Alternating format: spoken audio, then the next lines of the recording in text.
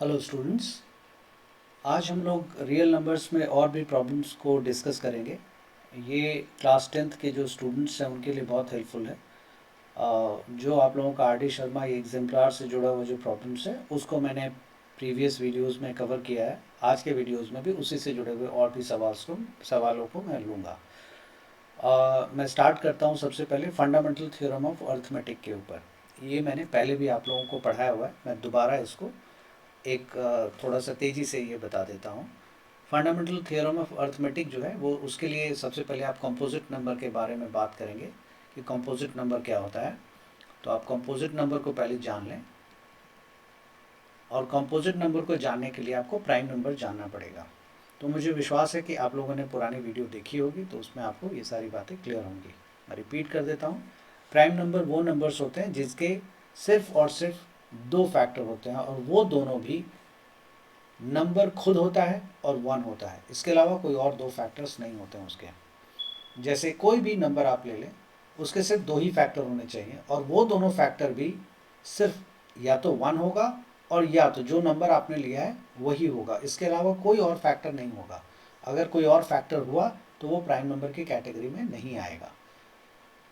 अब हम आते हैं कंपोजिट नंबर के बारे में बात करते हैं। तो कंपोजिट नंबर किसको कहते हैं? कंपोजिट नंबर हम उसे कहते हैं जिसके दो से ज़्यादा फैक्टर होंगे। आप कोई भी नंबर उठा लें जिसके दो से ज़्यादा फैक्टर होंगे उनको हम कंपोजिट कहेंगे। वन तो उस कैटेगरी में फॉल करेगा नहीं, टू भी नहीं करेगा, क्योंकि टू के सिर्फ दो ही फैक्टर होते हैं, एक टू खुद और एक वन। उसके बाद बारी आती है थ्री की। तो थ्री के भी सिर्फ दो ही फैक्टर होते हैं, एक वन और एक खुद। इसलिए हम लोग थ्री को प्राइम नंबर भी कहते हैं। अब आते हैं फोर पे। तो फोर कंपोजिट नंबर होगा क्योंकि फोर के दो से ज़्यादा फैक्टर हैं। आप देख सकते हैं फोर के फैक्टर्स में लिख देता हूँ। फोर के फैक्टर से फोर वन के टेबल में आता है, टू के टेबल में आता है और फोर के टेबल में भी आता है। तो क्योंकि ये इन तीनों के टेबल में आता है, और प्राइम नंबर में क्या होना चाहिए था, ये वन के टेबल में आना चाहिए था और फोर के टेबल में आना चाहिए था। इन दोनों के टेबल में ही आना चाहिए था, इसके अलावा किसी और टेबल में नहीं आना चाहिए था। तो क्योंकि ये इन दोनों टेबल के अलावा भी एक टेबल में आ रहा है और वो है टू का टेबल, इसीलिए हम कहेंगे कि फोर एक कॉम्पोजिट नंबर है। तो फंडामेंटल थ्योरम ऑफ अर्थमेटिक ये कहता है कि कोई भी कॉम्पोजिट नंबर हो, एनी कॉम्पोजिट नंबर, उस कॉम्पोजिट नंबर के जो फैक्टर्स होंगे वो हमेशा प्राइम ही होंगे। और उस प्राइम का जो रिप्रेजेंटेशन है वो तो अलग हो सकता है, उसमें कोई दो राय नहीं है, बट जो प्राइम नंबर्स आएगा वो यूनिक होगा, वो नहीं बदलेगा। जैसे मैं एक एग्जांपल लेके दिखाता हूँ आपको, फिर ज़्यादा अच्छा समझ आएगा। जैसे 18 है। 18 को अगर हम प्राइम फैक्टराइजेशन करें तो 2 9 जा 18, 3 3 3 1। तो अगर आप देखें तो 18 को अगर हमें लिखना होगा तो हम लिखेंगे 2 मल्टीप्लाइड बाई 3 का स्क्वायर, या 3 multiply 3।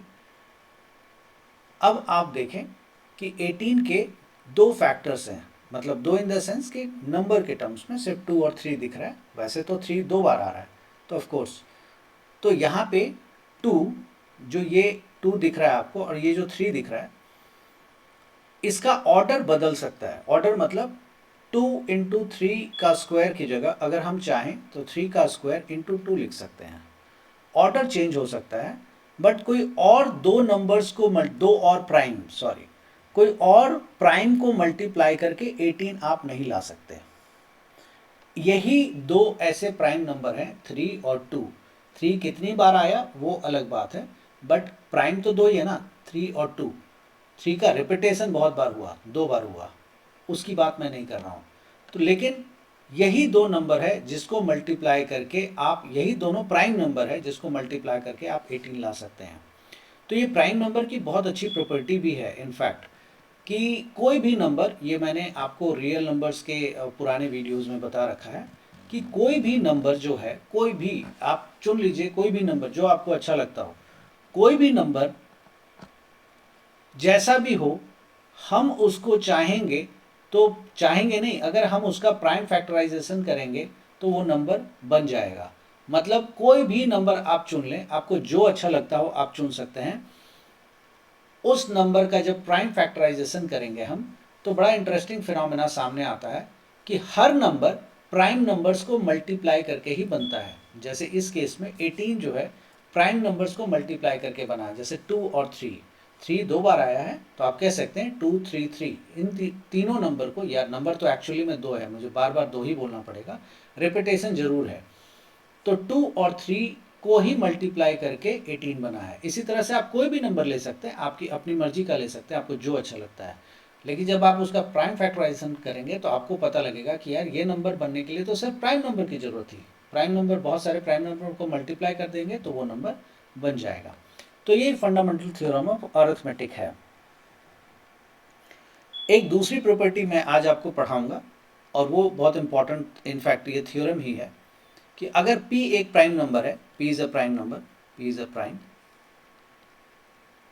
And A is any positive number, A is any positive integer,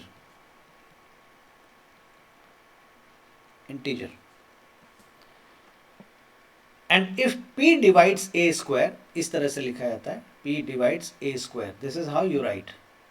इसका मतलब होता है P डिवाइड्स A स्क्वायर। इसको इस तरह से हम पढ़ते हैं, ठीक है। जो लेफ्ट साइड में होता है वो डिवाइजर होता है और जो राइट साइड में होता है वो डिविडेंड होता है। अगर P डिवाइड कर रहा है, if P divides A square, यहाँ पे मुझे इम्प्लाइज नहीं लिखना चाहिए, मुझे लिखना चाहिए if P divides A square, अगर ऐसा होगा then P must divide A, P A को भी डिवाइड करेगा। ये बहुत इंपॉर्टेंट है। कोई भी एक नंबर आप ले सकते हैं, जैसे मैं एक नंबर ले लेता हूँ 3, और मैं मान के चलता हूँ, मान के नहीं, मैं देख लेता हूँ कि 3 जो है 9 के स्क्वायर को डिवाइड करता है कि नहीं, पहले ये चेक करना पड़ेगा। तो 3 क्या 81 को डिवाइड करता है? तो बिल्कुल करता है, 3 81 को डिवाइड करता है। 27 इंटू 3 इज 81। अगर वो 81 को डिवाइड करता है, मतलब 9 के स्क्वायर को डिवाइड करता है, तो गारंटी है कि फिर 3 9 को भी डिवाइड करेगा। ये इस बात की गारंटी हो जाती है कि 3 जो है वो 9 को भी डिवाइड करेगा। कोई दूसरा नंबर ले लेते हैं, लेकिन याद रखिएगा ये प्राइम होना चाहिए, ठीक है। 7 ले लेते हैं, 5 ले लेते हैं। 5 अगर 25 के स्क्वायर को डिवाइड करेगा, 25 के स्क्वायर, 25 का स्क्वायर कितना होगा? 625। 625 अगर 5 625 को डिवाइड करेगा तो गारंटी है कि फिर 5 25 को भी डिवाइड करेगा। मतलब 5 अगर 25 के स्क्वायर को डिवाइड कर रहा है तो गारंटी कि 5 फिर 25 को भी डिवाइड करेगा। ये थ्योरम है। बहुतों को देख करके लगता होगा यार इसमें कौन सा नया बात है, ये तो हम जानते हैं, लेकिन ध्यान रखिए इसको जब प्रूफ करना होता है तो बहुत मुश्किल होती है। तो ठीक है, आप अगर ये सोचते भी हैं कि बहुत ईजी है तो ठीक है, ये तो बहुत खुशी की बात है कि ईजी है। अब मैं आपको कुछ ट्री डायग्राम बना करके दिखाता हूँ। ट्री डायग्राम, जैसे सबसे पहले हमारे पास छोटा सा एक ट्री डायग्राम ले लेते हैं। 140 बोला इसका ट्री डायग्राम बना के दिखाइए आप मुझे। ट्री डायग्राम में क्या करते हैं आप, प्राइम नंबर्स का रोल इसमें होता है और कुछ नहीं। जैसे यहाँ पे मैं दिखा देता हूँ आपको, अगर आपको दिक्कत हो ट्री डायग्राम बनाने में तो आप ऐसा कर लें, 270 235 5 7 7 1। तो आप यहाँ पे करेंगे 140 को ऐसे कर लीजिए। अब देखिए 140 को लाने के लिए 70 इंटू 2 किया ना आपने, तो एक तरफ इधर प्राइम लिख लीजिए 2, और इधर वो नंबर लिख लीजिए जिसको आपने मल्टीप्लाई किया 70। 70 को लाने के लिए 2 और 35 किया ना, तो प्राइम नंबर हमेशा नीचे की तरफ रखना चाहिए कायदे से, वैसे आप कहीं भी रख सकते हैं। और इधर आपने 35 लिख दिया। 35 को लाने के लिए 5 और 7 से आपने मल्टीप्लाई किया, तो ये रहा 5 और ये रहा 7, खत्म हो गया। अब आप इनको मल्टीप्लाई करें, 7 5 या 35, 35 multiply two 70, 70 multiplied by 2 is 140। वो देख सकते हैं आप 140 हमारे पास है। तो ट्री डायग्राम जो होता है वो ऐसे बनाया जाता है। तो कुछ भी इसमें मुश्किल नहीं है, बहुत इजी चीज़ है ये, वन ऑफ द ईजीएस्ट है ये। अगर ये आ गया एग्ज़ाम में तो आपके लिए बहुत लकी डे है। अगर 158 है, बोला इसका ट्री डायग्राम बना के दिखाइए। आपको दिक्कत होती है डायरेक्टली करने में तो आप इस तरह से कर लें जैसे मैं कर रहा हूँ। 2 7 जा 14, 1 8 2 9 जा 18। अब आप इसको 79 को देख लीजिए। अगर आप 79 किसी के टेबल में जाता है तो बहुत अच्छा है, नहीं जाता है तो फिर आप ऐसे ही छोड़ देंगे। तो आप देख लें यहाँ पे 2 हो गया और ये हो गया 79। अगर 79 ब्रेक हो रहा है तो आप यहाँ करेंगे, नहीं ब्रेक हो रहा है तो जैसा है वैसे ही छोड़ देंगे। तो मुझे उम्मीद है कि आपको ट्री डायग्राम जो है वो समझ में आ गया। ओके, अब मैं आपको इसमें कुछ क्वेश्चंस बना करके दिखाता हूँ। सबसे पहला,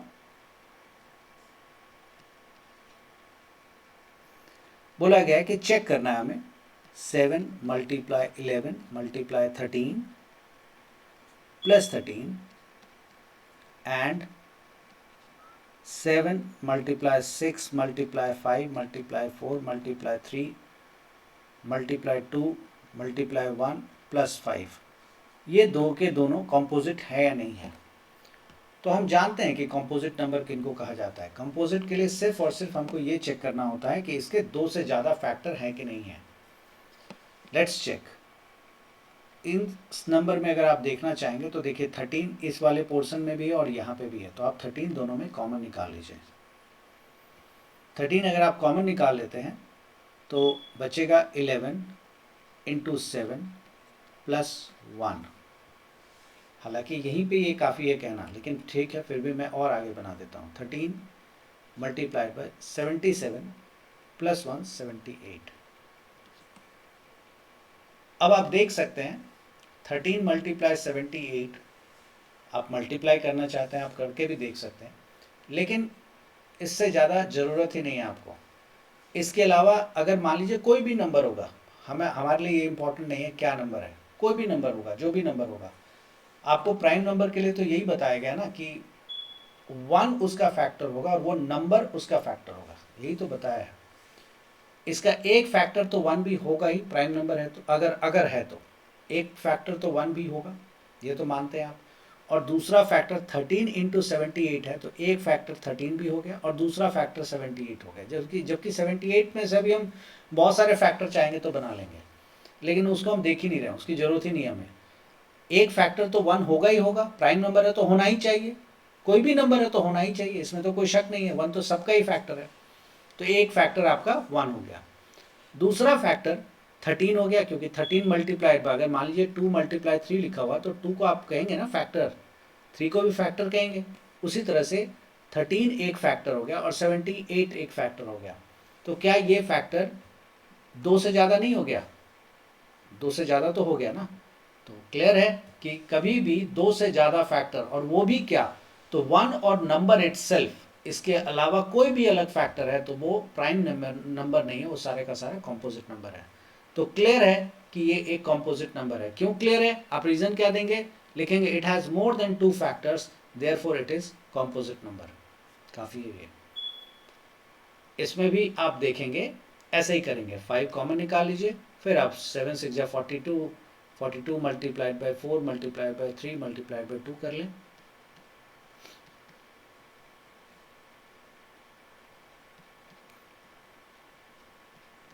ये अब आप देखें, एक फैक्टर तो 5 हो गया, दूसरा फैक्टर ये नंबर हो जाएगा जो भी कैलकुलेट करके आएगा, और तीसरा फैक्टर 1 होगा।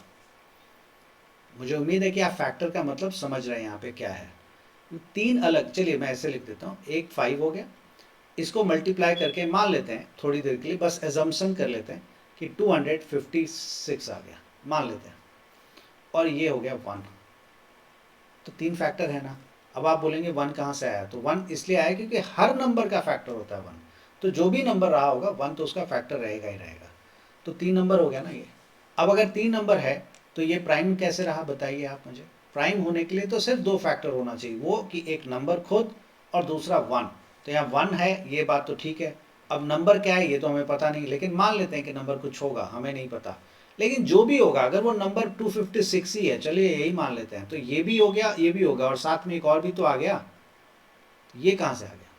तो अगर ये है तब तो ये प्राइम नहीं है, ये पूरा का पूरा नंबर ही प्राइम नहीं है, फिर ये क्या है? कॉम्पोजिट नंबर है। ये बात पता लग गई हमें। अब अगला सवाल लेते हैं, देखते हैं कि अगला सवाल हमारा क्या है। ओके, उसके बाद है कि ये मेरे ख्याल से प्राइम फैक्टर्स में कन्वर्ट करना है, तो उम्मीद है कि आप ये काम बड़े आराम से कर सकते हैं। प्राइम फैक्टराइजेशन में कन्वर्ट 420 बोला गया है, इसको आप प्राइम फैक्टर्स में कन्वर्ट कीजिए। सिमिलरली ऐसे ही करेंगे जैसे पहले मैंने किया है, 210, फिर 2, 105, फिर 5, 1, फिर 3, 7, ये रहा। तो आप लिखेंगे 420 को कैसे लिखेंगे आप, 420 इक्वल्स टू 2 का स्क्वायर, 2 मल्टीप्लाई 2 का स्क्वायर, फिर 3, फिर 5 एंड फिर 7। ये आपने 420 को प्राइम फैक्टराइजेशन करके लिख दिया। इतना मोर देन सफिशिएंट है आपके किसी भी तरह के सवाल को बनाने के लिए। नेक्स्ट वीडियो में मैं कुछ और सवाल बना के अपलोड करूँगा। उम्मीद है ये आपको समझ में आया होगा। आज के लिए इतना ही। Bye bye and thank you.